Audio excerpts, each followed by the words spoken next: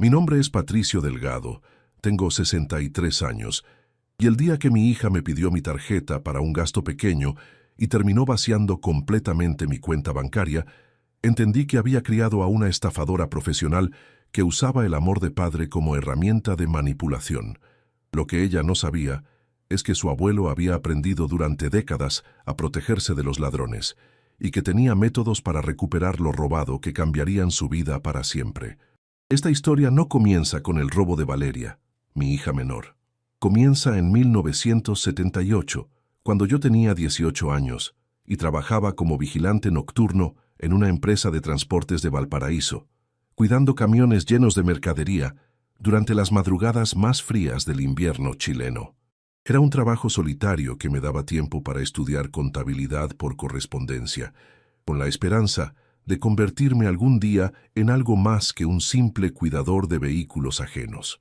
En esa época conocí a Magdalena, una secretaria de 20 años que trabajaba en la oficina administrativa de la misma empresa de transportes y que tenía la inteligencia más aguda que había encontrado en mi vida.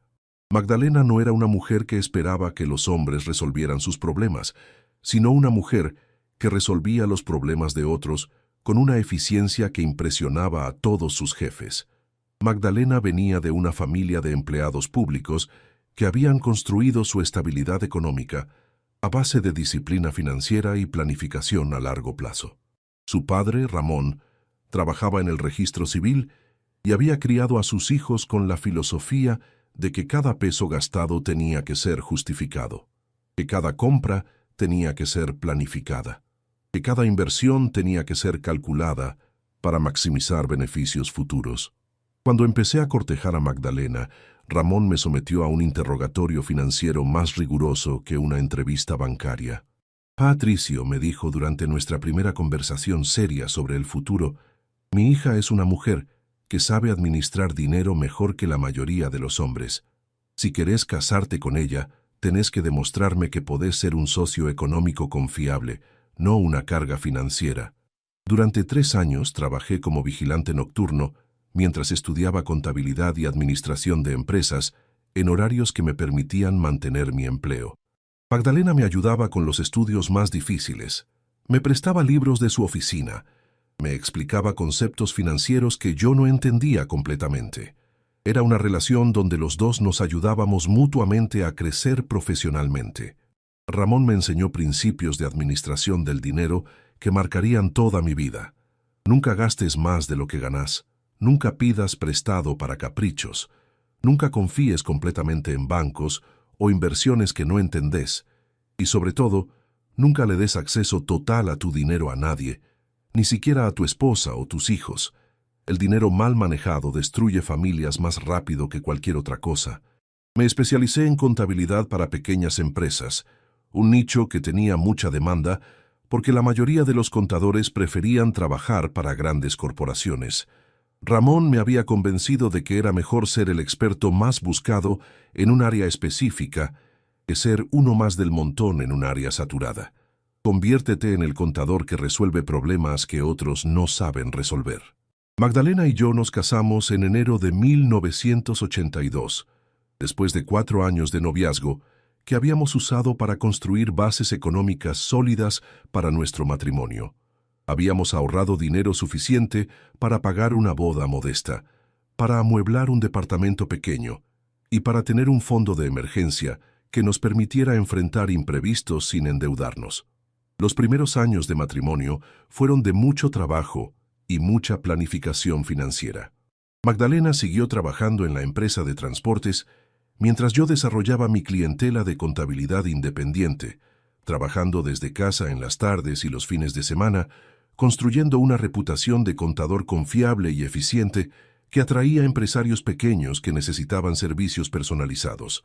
En 1984 nació nuestro primer hijo, Leonardo. Era un bebé tranquilo, que parecía entender intuitivamente que había nacido en una familia organizada, donde cada gasto estaba presupuestado y cada decisión financiera era cuidadosamente calculada.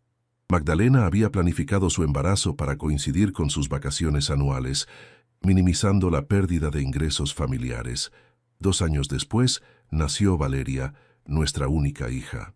Desde muy pequeña mostró una personalidad carismática y persuasiva que la convertía en el centro de atención de cualquier reunión familiar. Valeria tenía la habilidad natural de conseguir lo que quería usando una combinación de encanto personal y lágrimas estratégicas que derretían el corazón de cualquier adulto que la conociera. Con 2 hijos pequeños, nuestros gastos se multiplicaron, pero también se multiplicaron mis ingresos como contador independiente. Había desarrollado una clientela estable de pequeños empresarios que confiaban en mi criterio financiero, que me consultaban no solo sobre contabilidad, sino también sobre inversiones, préstamos y decisiones económicas importantes para sus negocios. Durante los años 80, mi trabajo como contador me permitió observar de cerca cómo las familias empresarias manejaban su dinero, cómo distribuían la riqueza entre las generaciones, cómo protegían sus patrimonios de hijos irresponsables que podían dilapidar en años lo que había tomado décadas construir. Aprendí que dar demasiada libertad financiera a los hijos era una manera segura de destruir fortunas familiares. Uno de mis clientes más importantes, un empresario llamado Teodoro Bustamante, que había construido una cadena de ferretería exitosas, me contó una historia que me marcó para toda la vida. Había dado acceso a las cuentas de la empresa a su hijo mayor, confiando en que el joven usaría ese privilegio responsablemente. En 6 meses, el hijo había gastado el equivalente a 2 años de ganancias en autos deportivos, vacaciones caras y regalos extravagantes para impresionar mujeres. «Patricio», me dijo Teodoro mientras revisábamos los estados financieros desastrosos que había dejado su hijo, «el peor error que puede cometer un padre exitoso es confundir amor paternal con irresponsabilidad financiera. Darle dinero fácil a un hijo es como darle drogas. Lo convertís en adicto a algo que no aprendió a conseguir por sus propios medios». Las palabras de Teodoro se grabaron en mi mente como una lección fundamental sobre paternidad responsable. Decidí que mis hijos iban a aprender el valor del dinero trabajando para conseguirlo, no recibiendo regalos constantes que los convirtieran en adultos dependientes e irresponsables. Iban a entender que el dinero se ganaba con esfuerzo antes de aprender a gastarlo con facilidad. Leonardo creció siendo un niño responsable que entendía perfectamente el concepto de presupuesto familiar. Cuando quería algo especial, ahorraba su mesada durante meses hasta poder comprárselo. Cuando cumplió 15 años, empezó a trabajar los fines de semana, ayudándome con tareas simples de contabilidad, ganando su propio dinero para sus gastos personales. Valeria, en cambio, desarrolló una relación muy diferente con el dinero desde muy pequeña. Era experta en conseguir lo que quería usando tácticas emocionales que funcionaban especialmente bien con Magdalena, que tenía dificultades para resistirse a las lágrimas de su hija única. Cuando Valeria quería algo caro, desarrollaba estrategias elaboradas para conseguirlo sin usar su propia mesada. Durante la adolescencia, las diferencias entre Leonardo y Valeria se volvieron más marcadas. Leonardo estudiaba, trabajaba medio tiempo, ahorraba dinero y planificaba su futuro universitario con la responsabilidad de un adulto. Valeria se concentraba en su apariencia física, en sus relaciones sociales, en conseguir dinero de sus padres para mantener un estilo de vida que estaba muy por encima de nuestras posibilidades económicas reales. Cuando Leonardo terminó el colegio, recibió una beca parcial para estudiar ingeniería comercial en la Universidad de Chile. Había trabajado durante años para mantener las mejores calificaciones, había participado en actividades extracurriculares, había demostrado liderazgo estudiantil. Se había ganado esa beca con esfuerzo personal, no con influencias familiares o favores especiales. Valeria, que tenía buena inteligencia natural pero poca disciplina de estudio, terminó el colegio con calificaciones mediocres que no le daban acceso a becas universitarias. Cuando le expliqué que tendría que trabajar para pagar sus estudios superiores, como había hecho su hermano, reaccionó como si le hubiera propuesto algo completamente irracional e injusto. «Papá», me dijo con esa voz de víctima incomprendida que había perfeccionado durante años, «yo no soy como Leonardo. Yo no tengo habilidades para trabajar y estudiar al mismo tiempo. Necesito concentrarme completamente en los estudios para poder sacar buenas notas. Además, todas mis amigas tienen padres que les pagan la universidad sin obligarlas a trabajar. Le expliqué que si quería que yo le pagara la universidad, tenía que demostrar seriedad académica, manteniendo un promedio mínimo de calificaciones y eligiendo una carrera que le diera posibilidades reales de conseguir trabajo después de recibirse. No iba a financiar estudios universitarios que no condujeran a una profesión viable económicamente. Valeria eligió estudiar psicología, una carrera que le gustaba genuinamente, pero que tenía pocas perspectivas laborales bien remuneradas en Chile. Durante los 5 años que le tomó recibirse, mantuvo calificaciones apenas suficientes para no perder la beca que yo le había conseguido condicionada a su rendimiento académico. Estudiaba lo mínimo necesario para aprobar, sin mostrar verdadera pasión por su profesión. Mientras Valeria estudiaba psicología sin mucho entusiasmo, Leonardo se recibió de ingeniero comercial con honores y consiguió inmediatamente trabajo en una empresa multinacional. Se fue a vivir solo, pagaba todas sus cuentas personales e incluso me ayudaba ocasionalmente con algunos gastos familiares cuando yo tenía meses de ingresos bajos por problemas económicos de mis clientes. Después de recibirse, Valeria no consiguió trabajo inmediatamente en su área profesional. El mercado laboral para psicólogos estaba saturado, los sueldos eran bajos, la mayoría de los empleos requerían experiencia que ella no tenía. En vez de buscar trabajo en otras áreas o de considerar especializaciones que mejoraran sus perspectivas laborales, decidió quedarse viviendo en casa mientras exploraba sus opciones profesionales. Durante 2 años después de recibirse, Valeria vivió en nuestra casa sin trabajar, sin pagar gastos, sin contribuir económicamente a la familia. Decía que estaba haciendo cursos de especialización, que estaba networking con otros profesionales, que estaba esperando la oportunidad perfecta que le permitiera desarrollar su carrera profesional según sus expectativas personales. Magdalena me presionaba para que fuera más comprensivo con Valeria, argumentando que la situación económica del país era difícil para los jóvenes profesionales, que era normal que necesitara tiempo para establecerse laboralmente. Pero yo veía que Valeria no estaba realmente buscando trabajo, sino que se había acostumbrado a vivir cómodamente, sin responsabilidades económicas. Cuando cumplió 26 años, sin haber trabajado un día desde que se recibió, le dije que tenía 3 meses para conseguir trabajo en cualquier área o para mudarse de la casa familiar. No iba a seguir manteniendo a una adulta que era perfectamente capaz de ganarse la vida, pero que había elegido la comodidad de depender económicamente de sus padres. Valeria reaccionó a mi ultimátum con una crisis emocional que duró semanas.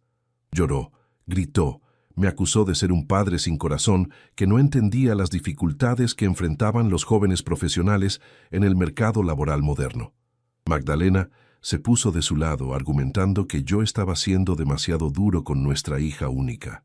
Pero mantuve mi decisión porque había visto demasiados casos de jóvenes que se convertían en parásitos familiares cuando los padres no establecían límites claros sobre dependencia económica. Valeria necesitaba aprender que la vida adulta requería responsabilidades financieras, que nadie le debía una vida cómoda sin esfuerzo.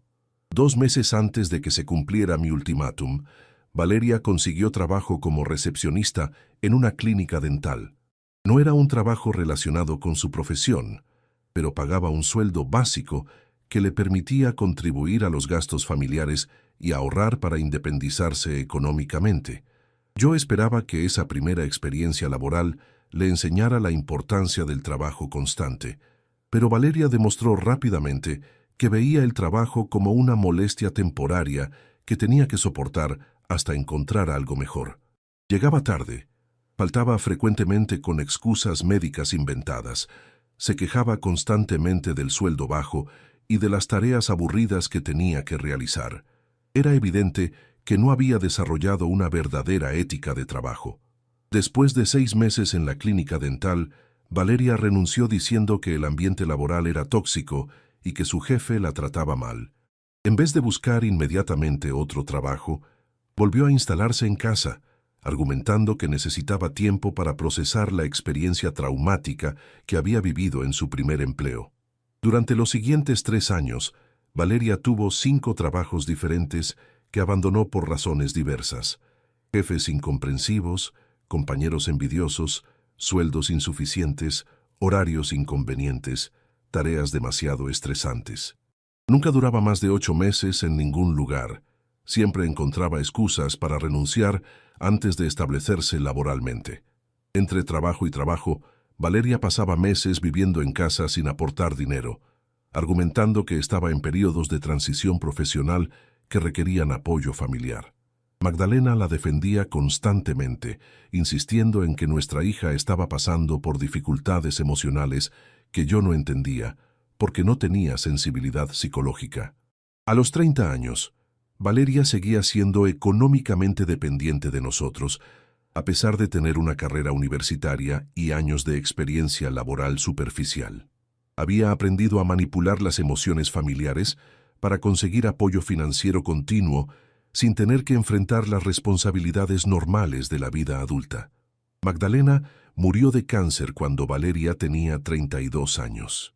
Durante la enfermedad de su madre, Valeria mostró más preocupación por cómo iba a afectar su propia estabilidad económica la pérdida de ingresos maternos que por el sufrimiento físico que estaba experimentando Magdalena. Era como si calculara constantemente cómo los problemas familiares la afectaban financieramente. Después del funeral de Magdalena, Valeria me dijo que necesitaba apoyo emocional y económico extra durante su proceso de duelo. Había leído sobre trauma familiar y consideraba que era normal que los hijos necesitaran ayuda adicional de los padres supervivientes durante los primeros años después de perder a uno de los progenitores. Durante 2 años después de la muerte de Magdalena, mantuve a Valeria económicamente mientras ella supuestamente procesaba su duelo y buscaba estabilidad emocional para poder trabajar normalmente otra vez. Pero yo empezaba a sospechar que estaba usando la muerte de su madre como excusa para prolongar su dependencia económica de mí. Cuando cumplió 35 años, le dije que ya era hora de que asumiera completamente la responsabilidad económica de su propia vida. Había pasado más de una década siendo económicamente dependiente. Había tenido todas las oportunidades posibles para establecerse profesionalmente. Había recibido apoyo familiar mucho más allá de lo que era razonable para una adulta. Valeria encontró trabajo como coordinadora administrativa en un centro médico, un puesto que pagaba un sueldo decente y que le permitía usar algunas de sus habilidades profesionales. Por primera vez en su vida, parecía haber encontrado estabilidad laboral que podía sostener a largo plazo. Yo esperaba que finalmente hubiera aprendido a vivir independientemente. Pero después de 6 meses en el centro médico, Valeria empezó a pedirme dinero prestado para gastos que su sueldo supuestamente no cubría. Necesitaba dinero para arreglar su auto, para pagar dentista, para comprar ropa profesional, para cubrir gastos médicos que no estaban incluidos en su seguro laboral. Al principio le presté dinero, pequeñas cantidades, porque parecían necesidades legítimas y porque prometía devolverme todo cuando recibiera su aguinaldo de fin de año. Pero el aguinaldo se gastó en vacaciones que consideraba necesarias para su salud mental, y los préstamos nunca fueron devueltos según las promesas que había hecho. Durante el año pasado, Valeria me había pedido prestado más de 2 millones de pesos en diferentes ocasiones, siempre con promesas de devolución que nunca se cumplían. Cuando le recordaba las deudas acumuladas, reaccionaba como si yo fuera un usurero sin corazón, que le cobraba intereses abusivos a su propia hija. Hace 3 meses, Valeria apareció en mi casa un viernes por la tarde con una historia dramática sobre una emergencia financiera que requería mi ayuda inmediata. Me explicó que había tenido gastos médicos inesperados por una infección que había requerido antibióticos caros, que su auto se había descompuesto y necesitaba reparaciones urgentes, que tenía que pagar el alquiler de su departamento antes del lunes o la iban a desalojar. Papá, me dijo con lágrimas en los ojos que parecían completamente genuinas, sé que ya te debo dinero de antes, pero esta vez es realmente una emergencia. Si no me ayudas este fin de semana, voy a perder mi departamento y voy a tener que volver a vivir acá. Sé que eso no conviene para ninguno de los dos. Me pidió mi tarjeta de débito para sacar exactamente 200,000 pesos que necesitaba para resolver sus problemas financieros urgentes. Me prometió que iba a devolver la tarjeta el domingo por la noche y que iba a depositar el dinero prestado en mi cuenta antes del viernes siguiente, cuando recibiera su sueldo mensual. Como había sido una hija manipuladora durante años, pero nunca me había robado directamente, le di mi tarjeta confiando en que iba a sacar solo la cantidad que habíamos acordado. Era la primera vez en mi vida que le daba acceso total a mi cuenta bancaria, y lo hice porque parecía genuinamente desesperada por resolver problemas reales. Valeria se fue con mi tarjeta el viernes a las 6 de la tarde, prometiendo devolverla antes de las 10 de la noche, después de resolver sus urgencias bancarias. Pero no volvió el viernes, ni el sábado, ni el domingo. Cuando traté de llamarla, su teléfono estaba apagado o no contestaba. Había desaparecido completamente con mi tarjeta de débito. El lunes por la mañana fui al banco para revisar mi cuenta y descubrí una pesadilla financiera que nunca había imaginado posible. Valeria no había sacado los 200,000 pesos que habíamos acordado. Durante el fin de semana había vaciado completamente mi cuenta bancaria, retirando todo mi dinero disponible en múltiples transacciones que habían dejado mi saldo en 0 pesos. La sensación de ver mi cuenta vacía fue como recibir una patada en el estómago que me quitó completamente el aire. Por un momento pensé que había habido un error del banco, alguna falla técnica del sistema que había borrado temporalmente mi dinero. Pero cuando pedí el detalle completo de transacciones, la realidad me golpeó como un mazo que destroza todo lo que toca. Valeria había sacado dinero del cajero automático cada 2 horas durante 3 días consecutivos, maximizando los límites diarios de retiro hasta agotar completamente mis ahorros. Había empezado el viernes a las 8 de la noche con la primera extracción de 500,000 pesos. Después había esperado hasta la medianoche para hacer otra extracción que reiniciaba su límite diario. El sábado había continuado con el mismo patrón, extracciones cada 2 horas, hasta alcanzar el límite máximo permitido por día. Había usado cajeros automáticos en diferentes lugares de Santiago para maximizar la cantidad que podía retirar sin despertar sospechas bancarias. Era una operación sistemática que demostraba planificación previa, no una decisión impulsiva de emergencia. El domingo había completado el vaciado de mi cuenta con las últimas extracciones disponibles, según los límites bancarios. También había usado la tarjeta para hacer compras en tiendas caras. Había comprado ropa en boutiques exclusivas de Las Condes. Había pagado servicios de spa y belleza. Había comprado perfumes importados y accesorios de lujo que costaban fortunas. Mientras revisaba cada transacción, sentía cómo la traición se me clavaba más profundo en el pecho. No había sido un robo impulsivo motivado por desesperación real, sino un saqueo calculado y sistemático que había requerido planificación cuidadosa. Valeria había aprovechado mi confianza para ejecutar una estafa que cualquier delincuente profesional habría envidiado por su eficiencia. También había usado la tarjeta para pagar cuentas atrasadas que tenía en diferentes lugares, deudas de tarjetas de crédito, préstamos bancarios, facturas de servicios públicos que habían estado vencidas durante meses. Había transferido dinero a cuentas que yo no conocía, posiblemente para saldar deudas con personas que le habían prestado dinero en el pasado. En total, Valeria había gastado o retirado exactamente 3,400,000 pesos durante un fin de semana de libertad financiera con mi dinero. Era todo el dinero que tenía disponible en mi cuenta corriente, más los ahorros que había acumulado durante años, trabajando como contador independiente para pequeños empresarios. Me había dejado completamente sin recursos económicos para pagar mis propias cuentas del mes. No tenía dinero para comprar comida. No tenía dinero para pagar servicios públicos. No tenía dinero para comprar medicamentos que necesitaba para mi presión arterial. Mi propia hija me había dejado en la miseria absoluta para financiar sus caprichos personales. El ejecutivo del banco, un joven que parecía genuinamente compungido por mi situación, me explicó que técnicamente no había habido ninguna irregularidad bancaria porque yo había entregado voluntariamente mi tarjeta con la clave correspondiente. Desde el punto de vista del sistema bancario, Todas las transacciones habían sido autorizadas por el titular de la cuenta. Don Patricio, me dijo el ejecutivo mientras revisaba el historial de movimientos, entiendo perfectamente su situación y lamento mucho lo que ha pasado. Pero legalmente, nosotros no podemos revertir estas transacciones porque fueron realizadas con su tarjeta y su clave personal. Esto es un problema familiar que tiene que resolver fuera del ámbito bancario. Le expliqué que había sido víctima de una estafa familiar, que mi hija había abusado de mi confianza para robar mi dinero mediante engaños elaborados. El ejecutivo me sugirió que consultara con abogados especializados en derecho penal para evaluar si había delitos perseguibles legalmente, pero me advirtió que los delitos entre familiares directos eran complicados de procesar judicialmente.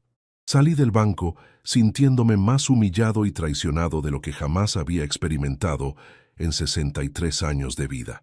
Había trabajado durante décadas para ahorrar ese dinero, había sido cuidadoso con cada peso gastado, había planificado meticulosamente mi seguridad económica para la vejez.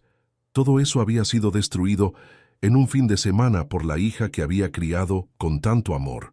Durante el camino a casa, recordé cada momento de la infancia y adolescencia de Valeria, donde había mostrado signos de manipulación que yo había interpretado como travesuras normales de una niña inteligente. Ahora entendía que esos comportamientos habían sido ensayos para la estafa mayor que había ejecutado en mi contra 30 años después. Recordé cómo había aprendido a falsificar firmas para conseguir permisos escolares cuando no quería pedirme autorización para actividades que yo posiblemente habría rechazado. Recordé cómo había mentido sobre sus calificaciones para evitar castigos académicos, inventando historias elaboradas sobre profesores injustos y exámenes mal corregidos. También recordé cómo había manipulado las emociones de Magdalena para conseguir dinero extra, para salidas con amigas que supuestamente no costaban nada, pero que siempre requerían gastos imprevistos que aparecían en el último momento. Había perfeccionado el arte de presentar gastos opcionales como necesidades urgentes que no podían ser postergadas. Durante su adolescencia, Valeria había desarrollado un talento especial para crear emergencias financieras que requerían mi intervención inmediata. Siempre había algo que necesitaba comprar urgentemente para el colegio. Siempre había actividades escolares que requerían aportes económicos de último momento. Siempre había problemas que solo se podían resolver con dinero que yo tenía que proporcionar inmediatamente. Ahora me daba cuenta de que toda su vida había sido un entrenamiento para el robo mayor que había ejecutado contra mí. Había estado practicando técnicas de manipulación emocional durante décadas, perfeccionando métodos para conseguir dinero mediante lágrimas, súplicas y amenazas emocionales que explotaban mi amor de padre. Cuando finalmente logré contactarla el martes por la mañana, después de que su teléfono hubiera estado apagado durante 3 días completos, la reacción de Valeria me demostró definitivamente que había perdido toda conexión emocional normal con la realidad de lo que había hecho. No mostró sorpresa, no mostró vergüenza, no mostró ningún reconocimiento de la gravedad de sus acciones.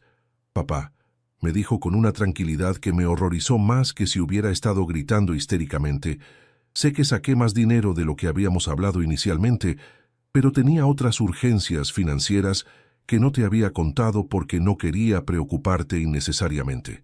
Todo va a estar perfectamente bien. Te voy a devolver todo gradualmente, según un plan que ya tengo organizado». Su tono de voz era el de alguien que estaba discutiendo detalles menores de un acuerdo comercial, no el de una hija que acababa de robar a su propio padre. No había rastros de culpa, de remordimiento, de reconocimiento del dolor que me había causado. Era como hablar con una estafadora profesional que había ejecutado exitosamente un plan criminal. Le expliqué que había vaciado completamente mi cuenta bancaria, que me había dejado sin dinero para pagar mis propias necesidades básicas, que lo que había hecho constituía un robo familiar que podía tener consecuencias legales muy graves para ella. Valeria escuchó mis palabras como si yo estuviera exagerando dramáticamente una situación financiera menor que se podía resolver fácilmente. Me dijo que entendía mi preocupación, pero que yo estaba siendo demasiado emocional, sobre un problema que tenía soluciones racionales. Había calculado exactamente cuánto dinero necesitaba para resolver sus problemas financieros acumulados. Había usado mi dinero de manera eficiente para maximizar los beneficios. Había establecido un cronograma realista para devolver todo con intereses justos. Papá me explicó con la paciencia condescendiente que usan los adultos para calmar niños asustados. Yo no soy una ladrona común, soy tu hija, y ese dinero eventualmente iba a ser mío de todas maneras cuando vos te mueras. Simplemente adelanté mi herencia para resolver problemas urgentes que no podían esperar hasta tu fallecimiento natural. Esa frase sobre adelantar su herencia me impactó como un rayo que destroza un árbol de raíz. Valeria había calculado mi muerte, había planificado mi funeral, había decidido que mi dinero era suyo por derecho de sangre sin importar lo que yo pensara al respecto. Me veía como un obstáculo temporario entre ella y los recursos económicos que consideraba suyos por derecho hereditario. Le expliqué que el dinero que había ganado trabajando durante 40 años como contador era mío, para administrar como considerara apropiado, que ella no tenía ningún derecho a ese dinero hasta después de mi muerte, que robar herencias anticipadas era un delito tan grave como robar a cualquier extraño en la calle. Valeria reaccionó a mis explicaciones como si yo estuviera siendo irracional sobre conceptos financieros que ella entendía mejor que yo. Me recordó que había estudiado psicología y que entendía las dinámicas familiares complejas que yo no podía comprender debido a mi edad avanzada y mi falta de educación universitaria en ciencias sociales. Me explicó que había leído sobre casos similares donde padres mayores reaccionaban emocionalmente a decisiones financieras racionales que sus hijos tomaban para proteger el patrimonio familiar. Según su análisis psicológico amateur, yo estaba exhibiendo síntomas de ansiedad geriátrica que distorsionaban mi percepción de eventos financieros normales. Durante esa conversación telefónica, que duró más de 1 hora, Valeria trató de convencerme de que había sido víctima de mi propia confusión mental, no de su robo deliberado. Había construido una narrativa elaborada donde yo era un anciano confundido, que había malinterpretado una transacción financiera familiar normal como si fuera un delito. Según su versión de los eventos, yo le había dado mi tarjeta con autorización completa para resolver todos sus problemas financieros pendientes. Había olvidado los detalles de nuestra conversación debido a deterioro de memoria relacionado con la edad, y ahora estaba acusándola injustamente de cosas que yo mismo había autorizado previamente. Me sugirió que consultara con un médico geriatra para evaluar posibles síntomas de demencia senil que estaban afectando mi capacidad de recordar conversaciones importantes. También me recomendó que considerara la posibilidad de que necesitaba ayuda profesional para manejar mis asuntos financieros, dado que aparentemente estaba perdiendo la capacidad de administrar correctamente mis recursos económicos. Esa conversación me demostró que Valeria no solo me había robado el dinero, sino que estaba tratando de robarme también la cordura. Quería convencerme de que yo era el problema, que mis acusaciones eran síntomas de deterioro mental, que ella era la víctima de un padre senil que no podía recordar autorizaciones que había dado previamente. Era una manipulación psicológica tan sofisticada que habría funcionado con alguien que tuviera dudas sobre su propia capacidad mental. Valeria estaba usando sus conocimientos de psicología para tratar de gaslightearme, para hacerme dudar de mi propia percepción de la realidad, para convertir su delito en mi confusión. Después de esa llamada telefónica, pasé días sintiéndome como si estuviera perdiendo contacto con la realidad. Era posible que hubiera autorizado el vaciado completo de mi cuenta y que simplemente no lo recordara. Era posible que estuviera desarrollando demencia senil que me impedía recordar conversaciones importantes. Pero cuando revisé cuidadosamente todas las evidencias disponibles, quedó claro que Valeria me había mentido sistemáticamente. Tenía notas escritas de nuestra conversación del viernes donde aparecían claramente los 200,000 pesos que habíamos acordado. Tenía mensajes de texto donde ella me confirmaba que solo iba a sacar esa cantidad específica. También tenía el testimonio del cajero del banco, donde había ido a buscar mi tarjeta el viernes por la tarde. El empleado recordaba perfectamente que yo había preguntado sobre límites de extracción para cantidades menores a 500,000 pesos, no para el vaciado completo de cuentas bancarias. Durante las siguientes 2 semanas, Valeria desarrolló una estrategia de comunicación diseñada para minimizar la gravedad de lo que había hecho mientras maximizaba mi sentimiento de culpa por estar reaccionando negativamente a su comportamiento. Me llamaba todos los días para recordarme cuánto me quería, cuánto había apreciado mi apoyo durante su infancia, cuánto valoraba nuestros vínculos familiares. «Papá», me decía con voz quebrada que sonaba genuinamente emocional, «yo sé que estás enojado conmigo y entiendo perfectamente por qué te sentís traicionado. Pero espero que puedas recordar que soy la misma hija que te abrazaba cuando era niña, que te ayudaba en el jardín los domingos, que siempre te dijo cuánto te quería». Mezclaba recuerdos emocionales de nuestra relación pasada con promesas sobre cambios futuros que iba a implementar para reparar el daño que había causado. Me prometía que iba a entrar en terapia psicológica para entender por qué había tomado decisiones financieras tan impulsivas, que iba a desarrollar un presupuesto personal más responsable, que iba a trabajar horas extra para devolver más rápido el dinero prestado. Pero sus promesas siempre venían acompañadas de recordatorios sutiles sobre mi propia mortalidad y sobre la importancia de mantener unida la familia durante los años que me quedaban de vida. Me decía que sería una tragedia que nuestros últimos años como padre e hija estuvieran marcados por conflictos económicos que podían resolverse con paciencia y comprensión mutua. También me recordaba constantemente que era su única familia directa después de la muerte de Magdalena, que Leonardo vivía lejos y tenía su propia familia, que si yo la rechazaba, ella iba a quedar completamente sola en el mundo. Era chantaje emocional disfrazado de vulnerabilidad filial, diseñado para hacerme sentir culpable por querer recuperar mi dinero robado. Durante esas conversaciones telefónicas, Valeria alternaba entre súplicas emocionales y análisis racionales diseñados para convencerme de que perdonarla era la decisión más inteligente para ambos. Me explicaba que procesos legales contra familiares directos eran costosos, estresantes y generalmente improductivos, porque los tribunales preferían que estas situaciones se resolvieran through mediación familiar. Me sugería que era mejor para mi salud emocional y física evitar el estrés de conflictos legales prolongados a mi edad.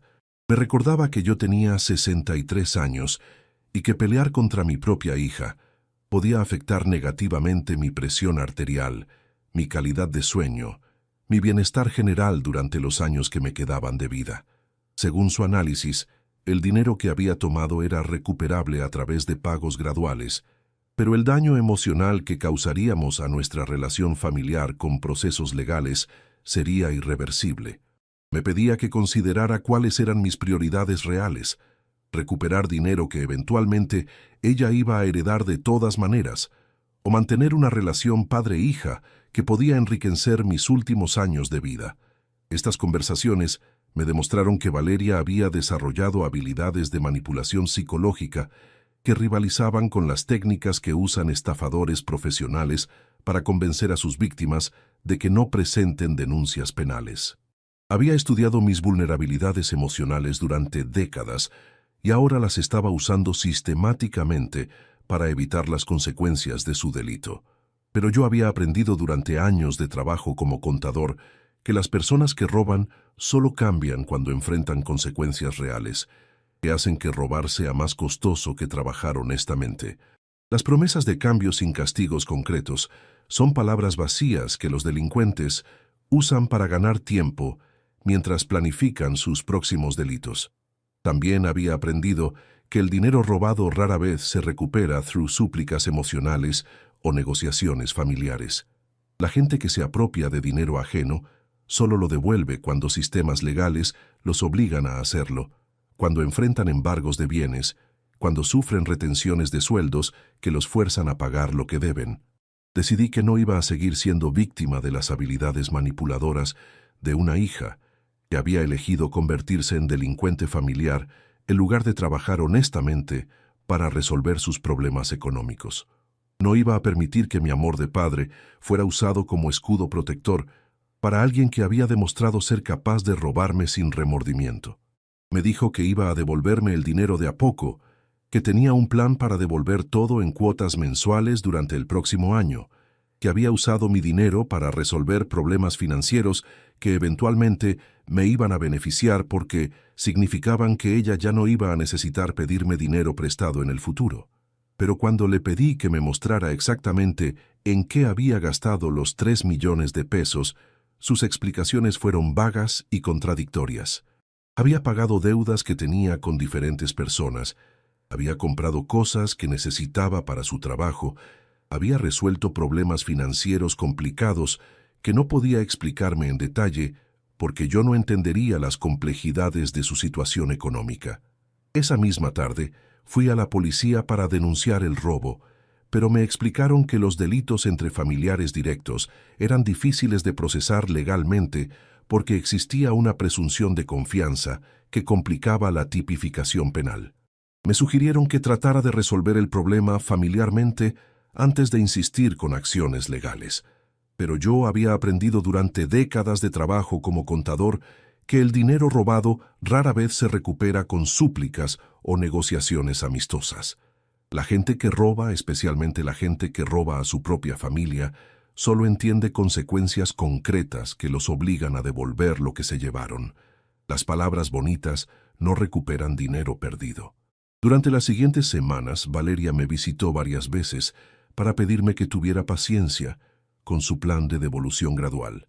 Me traía pequeñas cantidades de dinero, 50,000 pesos una semana, 100,000 la siguiente, como si estuviera pagando cuotas de una deuda normal en vez de devolviendo dinero que había robado. Al ritmo que estaba pagando, iba a tardar más de 2 años en devolverme los 3 millones de pesos que se había llevado. Mientras tanto, yo tenía que vivir con ingresos reducidos. Había tenido que pedir préstamos para pagar mis cuentas mensuales. Había tenido que vender algunas cosas personales para cubrir gastos básicos. Después de 2 meses de pagos irregulares, que no cubrían ni siquiera los intereses que yo estaba pagando por los préstamos que había tenido que pedir para sobrevivir, decidí tomar medidas más drásticas. No iba a seguir siendo víctima de la irresponsabilidad económica de una hija que me veía como un banco personal al que podía robar sin consecuencias. Contraté a un investigador privado para que averiguara exactamente en qué había gastado Valeria los 3 millones de pesos que me había robado. Quería saber si había sido víctima de estafas ajenas, si había usado el dinero para drogas o apuestas, si había alguna explicación que justificara parcialmente su comportamiento. Lo que descubrió el investigador me dejó sin palabras de indignación. Valeria había usado mi dinero para pagarse unas vacaciones de lujo en Europa durante 3 semanas. Había comprado ropa y accesorios caros en tiendas exclusivas, había pagado deudas de tarjetas de crédito que había acumulado comprando cosas innecesarias durante meses. No había tenido ninguna emergencia médica real. Su auto funcionaba perfectamente. No estaba en riesgo de perder su departamento. Todo había sido una mentira elaborada para conseguir acceso a mi dinero y gastárselo en caprichos personales que no podía pagar con su propio sueldo. Me había estafado con la frialdad de una delincuente profesional. El investigador también descubrió que Valeria había estado fanfarroneando con sus amigas sobre sus vacaciones europeas. Había subido fotos a redes sociales mostrando los lugares caros que había visitado. Había presumido sobre su nueva ropa de marca. Había usado mi dinero robado para impresionar gente que no conocía la verdadera fuente de su repentina prosperidad financiera. Cuando confronté a Valeria con toda la información que había descubierto sobre el uso real de mi dinero, su reacción me demostró definitivamente que había perdido para siempre a la hija que creía haber criado. En vez de mostrar remordimiento o vergüenza, se enojó conmigo por haber contratado un investigador para espiarla. «Papá», me dijo con una indignación que parecía genuina, «no puedo creer que hayas violado mi privacidad de esa manera. Yo soy una adulta independiente, y vos no tenés derecho a investigar mi vida personal. Lo que hago con mi dinero es asunto mío, no tuyo». Había convertido mi dinero robado en su dinero legítimo mediante el simple acto de gastarlo.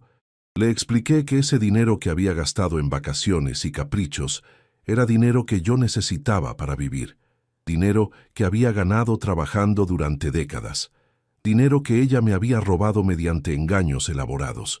Le dije que iba a tomar medidas legales para recuperar lo que me había robado y para asegurarme de que nunca más pudiera estafar a nadie de la familia.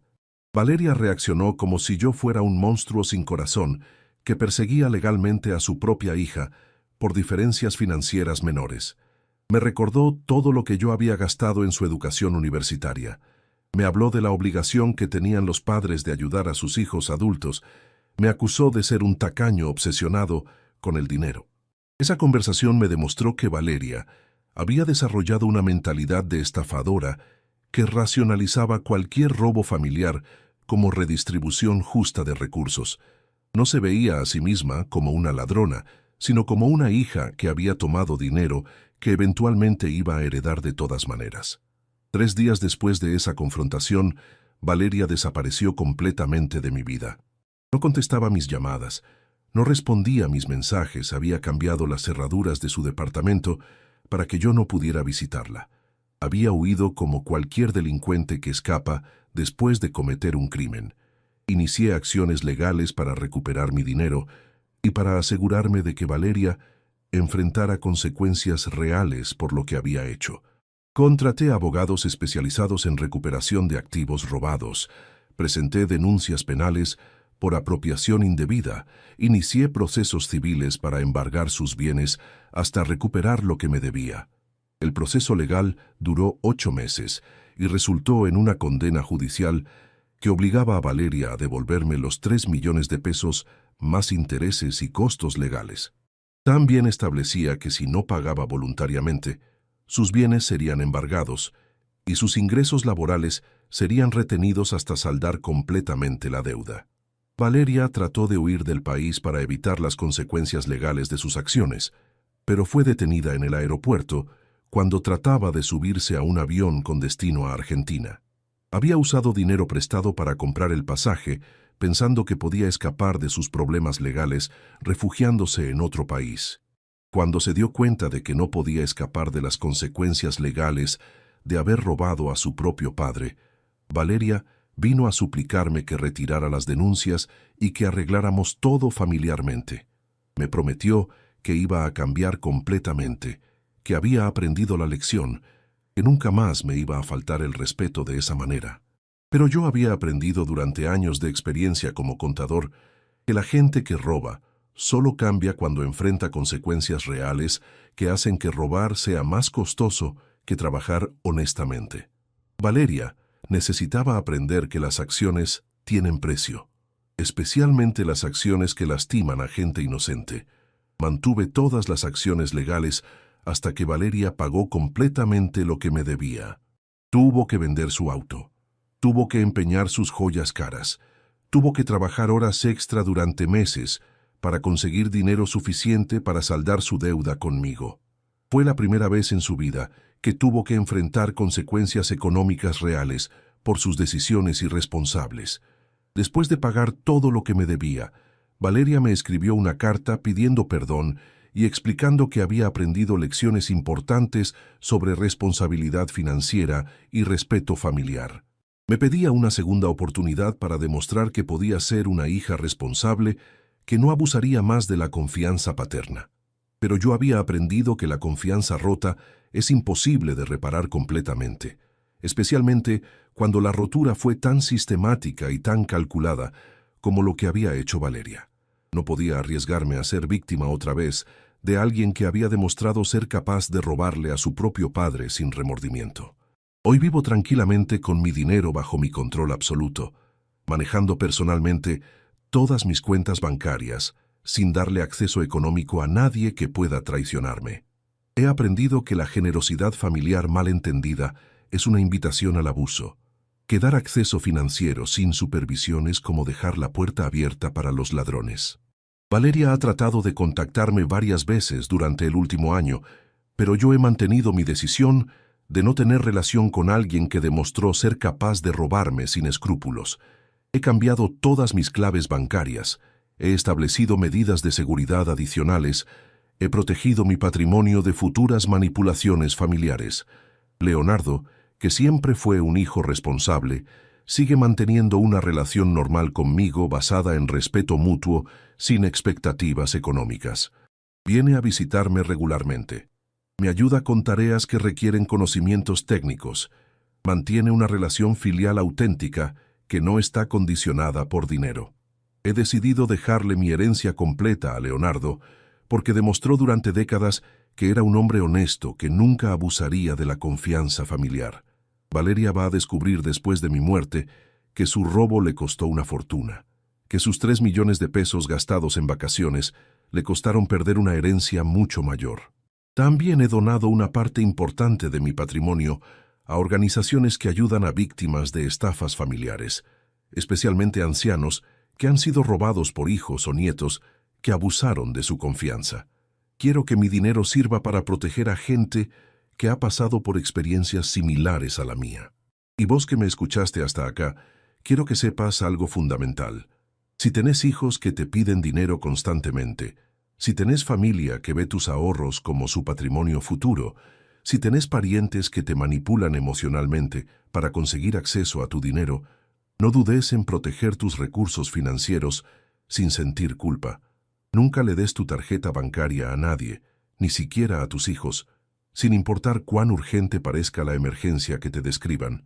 Los verdaderos emergencias se pueden resolver de otras maneras, pero las estafas familiares siempre requieren acceso directo a tu dinero para ejecutarse exitosamente. También quiero que sepas que nunca es demasiado tarde para establecer límites financieros con familia abusiva. Yo a los 63 años tuve que demandar legalmente a mi propia hija para recuperar dinero robado. Si yo pude hacerlo a mi edad, cualquiera puede defender su patrimonio contra parientes manipuladores. La familia verdadera te respeta lo suficiente como para no robarte. La familia verdadera entiende que tu dinero es tuyo para administrar como consideres apropiado. La familia verdadera no usa emergencias inventadas para conseguir acceso a tus ahorros. Si tu familia no puede darte ese respeto básico, entonces no merece tu confianza económica. Cuéntame si esta historia te ayudó a entender mejor las dinámicas del abuso financiero familiar. Cuéntame si reconociste comportamientos manipuladores que habías normalizado en tus propias relaciones familiares. Cuéntame desde qué ciudad me estás escuchando, porque me interesa saber si estos problemas se repiten en diferentes países. Al final, lo único que realmente importa es proteger tu dignidad económica hasta el último día de tu vida. Y esa protección incluye el derecho fundamental de decir no a familiares que quieren usar tu dinero para resolver problemas que deberían resolver con su propio trabajo y su propia responsabilidad. Durante estos últimos 2 años, desde que terminó el proceso legal contra Valeria, he tenido mucho tiempo para reflexionar sobre las señales de advertencia que ignoré durante décadas. Me he dado cuenta de que su comportamiento manipulador no empezó con el robo de mi cuenta bancaria, sino que fue el resultado final de una personalidad que había estado desarrollándose en esa dirección desde su adolescencia. Recordando su infancia con la perspectiva que dan los años y la experiencia dolorosa, puedo identificar claramente los momentos donde debería haber establecido límites más firmes, donde debería haber exigido responsabilidad personal, donde debería haber enseñado consecuencias reales por comportamientos irresponsables en lugar de rescatarla constantemente. Cuando Valeria tenía 15 años y gastó todo su dinero de cumpleaños en ropa cara, en vez de ahorrar para una bicicleta que había estado pidiendo durante meses, yo le compré la bicicleta de todas maneras, porque no quería que se sintiera castigada por una decisión financiera impulsiva.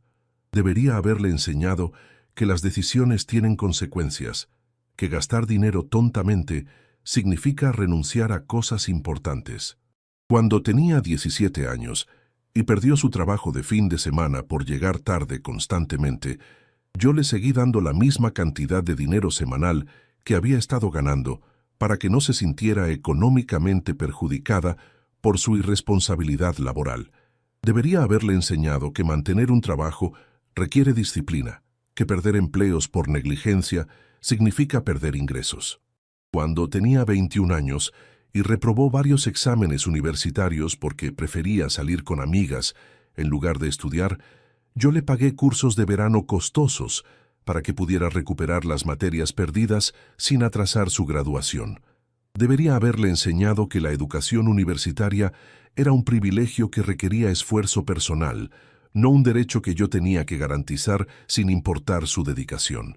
Cada vez que la rescaté de las consecuencias naturales de sus decisiones irresponsables, le enseñé que podía comportarse imprudentemente porque siempre habría alguien que pagaría el precio de sus errores. Le enseñé que manipular las emociones de otros era una estrategia efectiva para evitar responsabilidades personales.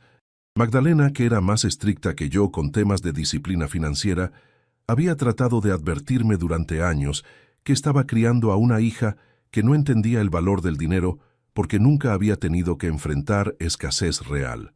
Patricio, me decía cuando Valeria tenía 25 años y seguía viviendo en casa sin trabajar, vos la estás convirtiendo en una parásita que va a depender de nosotros para siempre. Pero yo había interpretado las advertencias de Magdalena como exceso de dureza maternal, como falta de comprensión sobre las dificultades que enfrentaban los jóvenes profesionales en el mercado laboral moderno. Pensaba que estaba siendo un padre comprensivo que apoyaba a su hija durante tiempos difíciles, no un enabler que estaba creando una adulta disfuncional. Ahora entiendo que Magdalena había visto con claridad lo que yo no quería reconocer, que Valeria estaba desarrollando una mentalidad de derecho que la haría creer que merecía apoyo financiero constante sin tener que dar nada a cambio, que estaba aprendiendo a usar lágrimas y manipulación emocional en lugar de trabajo y responsabilidad para conseguir lo que quería. Después de la muerte de Magdalena, perdí la única voz que me recordaba constantemente que el amor paternal mal entendido puede ser destructivo para los hijos que supuestamente está protegiendo. Sin su perspectiva equilibradora, me volví aún más permisivo con Valeria, aún más dispuesto a rescatarla de problemas que ella misma había creado. Durante los 2 años de duelo después de perder a Magdalena, interpreté cada pedido de ayuda de Valeria como una oportunidad de demostrar que seguía siendo un padre presente y cariñoso para mi hija única. No me di cuenta de que ella estaba aprovechando mi vulnerabilidad emocional para intensificar su parasitismo económico. El proceso legal me enseñó cosas importantes sobre la naturaleza humana que no había entendido durante mis 63 años de vida. Aprendí que algunas personas son capaces de racionalizar cualquier comportamiento abusivo si les beneficia económicamente, que pueden convencerse a sí mismas de que robar está justificado si las víctimas son familiares que pueden permitírselo. También aprendí que la manipulación psicológica puede ser tan dañina como la violencia física, que las personas educadas pueden usar sus conocimientos académicos para perfeccionar técnicas de abuso emocional, que la educación universitaria no garantiza integridad moral o respeto por los derechos de otros.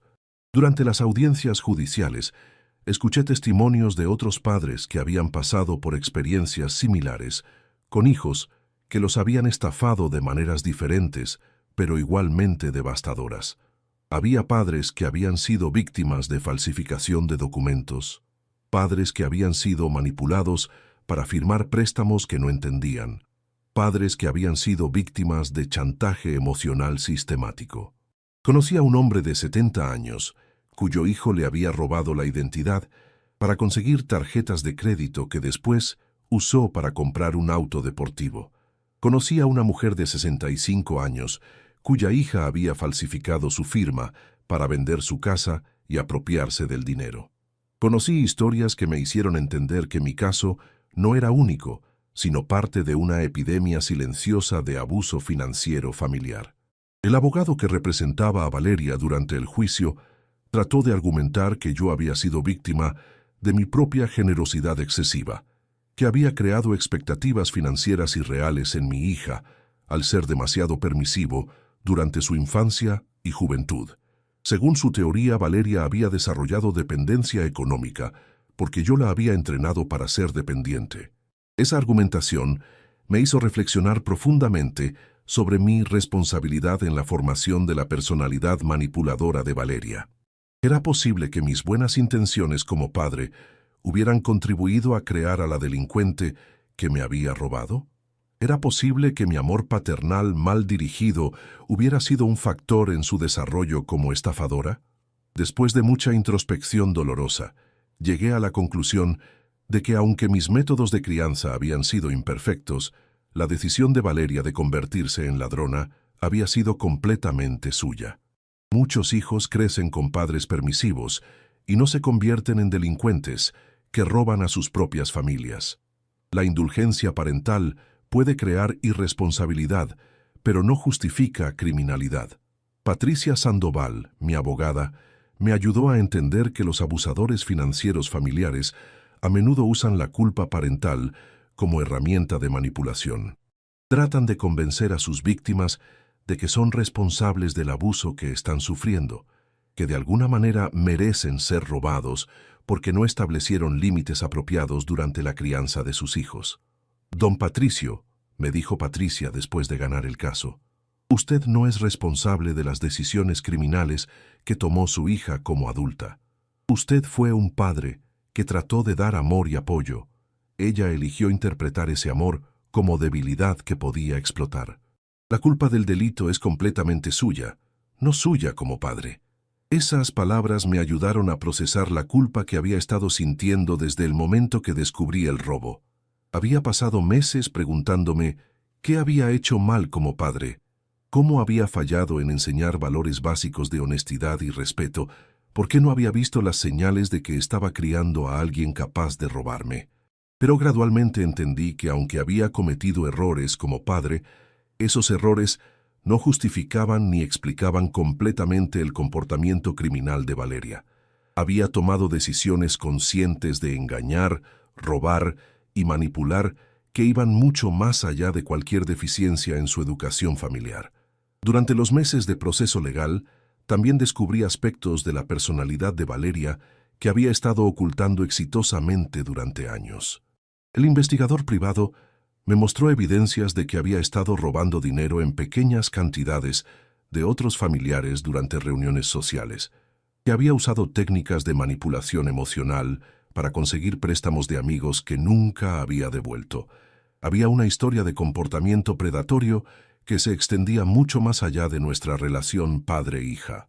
Valeria había estado perfeccionando sus habilidades como estafadora durante años, usando diferentes víctimas para diferentes tipos de delitos, siempre cuidando de no ser atrapada hasta que decidió intentar el robo mayor contra mí.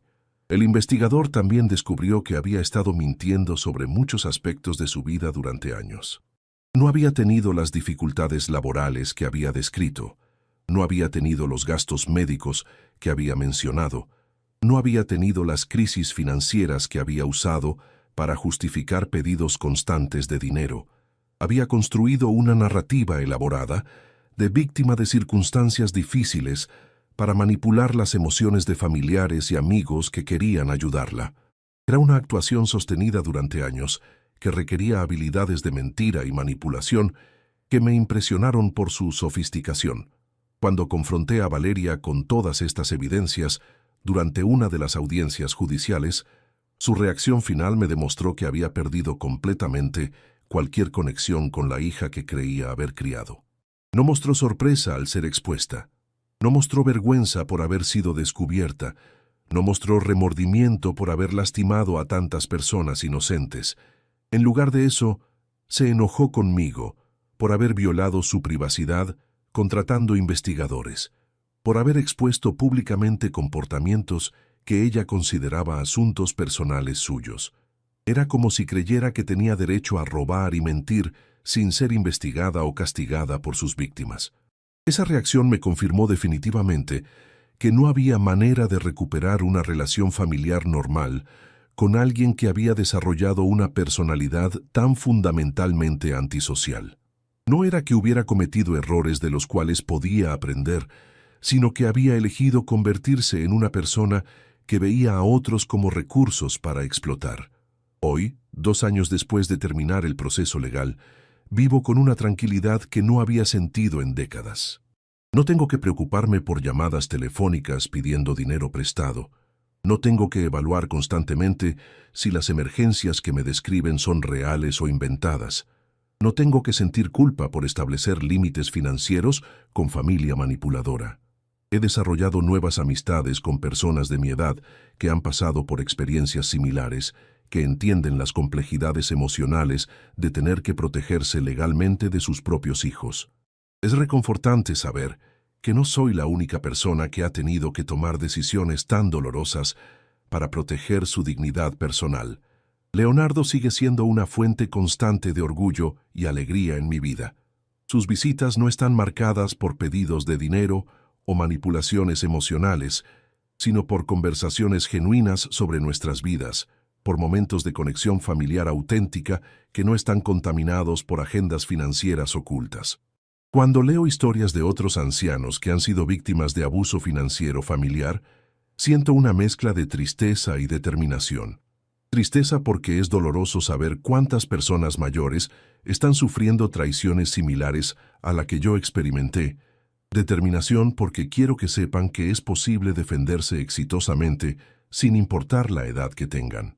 Por eso he decidido usar parte de mi dinero recuperado para financiar programas educativos que enseñan a adultos mayores cómo reconocer señales de abuso financiero familiar, cómo proteger sus recursos económicos, cómo acceder a ayuda legal cuando son víctimas de estafas familiares. También trabajo como voluntario en centros de ayuda legal para víctimas de delitos económicos, compartiendo mi experiencia con personas que están pasando por situaciones similares, ayudándoles a entender que no están solos y que es posible recuperar tanto su dinero como su dignidad personal. Cada vez que ayudo a alguien a entender que merece respeto económico de su familia, cada vez que apoyo a una víctima durante un proceso legal difícil, siento que estoy convirtiendo mi experiencia dolorosa en algo constructivo que puede beneficiar a otros que necesitan ayuda y esperanza. Si esta historia llegó hasta vos porque estás viviendo algo similar, quiero que sepas que tenés derecho a proteger tu dinero sin sentir culpa, que tenés derecho a establecer límites con familia abusiva sin importar lo que otros piensen, que nunca es demasiado tarde para defenderte y recuperar tu dignidad personal. La familia verdadera no roba. La familia verdadera no manipula. La familia verdadera no usa emergencias inventadas para conseguir dinero. Si tu familia no puede darte ese respeto básico, entonces tenés todo el derecho del mundo de protegerte de ellos, de la misma manera que te protegerías de cualquier delincuente extraño.